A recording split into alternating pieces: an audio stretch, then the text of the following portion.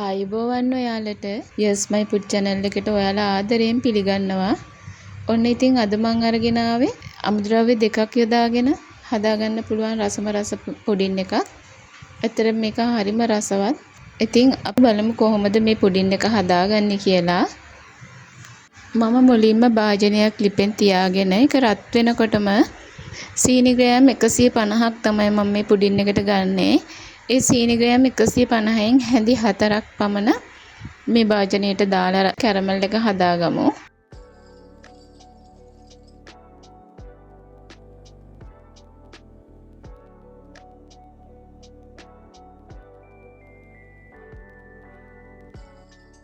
මේක ඔයාලා හැඳි ගන්න යන්න එපා.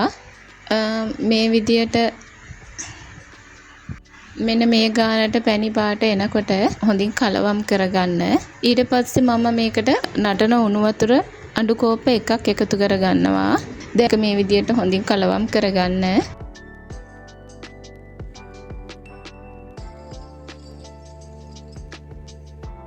ඊට පස්සේ මම ඊටු සීනි ටික එකතු කරගන්නවා. මේ සීනි ටික දිය වෙනකම් විතරයි මම ලිපින් තියාගන්නේ මේ පැණි එක. දැන් මෙන්න මේ විදියට සීනි ටික දිය වුණාම ඔයාලා ලිපෙන් බා ගන්න. දැන් ඔන්න මගේ පැණි එක හදලා ඉවරයි. හදාගත්ත පැණි එක වෙනම භාජනයකට දාලා නිවෙන්න තියනවා. අනිවාර්යයෙන්ම පුඩින් එක හදද්දී පැණි නිවෙන්න ඕනි.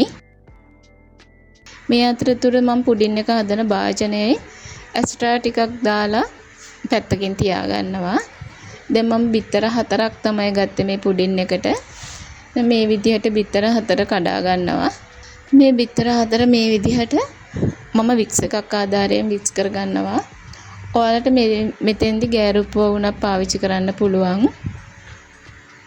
මේ විදිහට බිත්තර වල පෙන නගිනතුරු ඒ වගේම බිත්තර වල පාට වෙනස් වෙනකන් ඔයාලා මෙන්න මේ විදිහට විනාඩි 4ක් විතර වික්ස් කර ගන්න.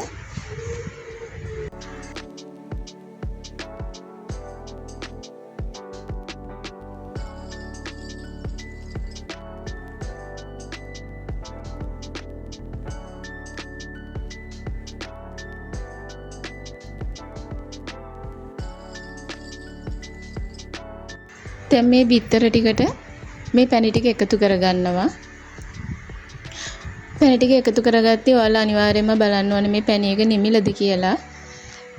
දැන් මේ විදිහට මේ පැණි එක එකතු කරගෙන නැවතත් මම විනාඩි 2ක් විතර වික්ස් කරගන්නවා.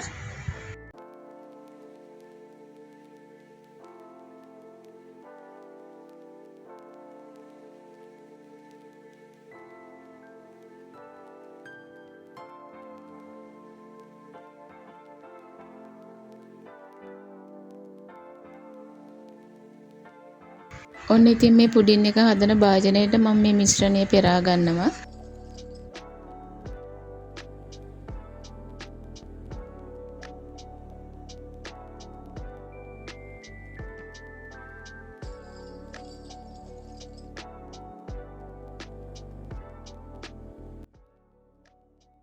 මේ විදිහට පෙන බබල තියෙනවා නම් මෙහෙම මේ විදිහට අයින් කරන්න. දැන් මේ මිශ්‍රණය පොයිල් පේපර් එකකින් උඩ ආවරණය කරගෙන රයිස් කුකර් එකේ විනාඩි 40ක් මම ස්ටීම් කරගන්නවා. මේ තියෙන්නේ විනාඩි 40කට පස්සේ මේ පුඩින් එක. ඇත්තටම ගොඩක් රසවත් මේ පුඩින් එක. ඔයාලත් හදලා බලන්න.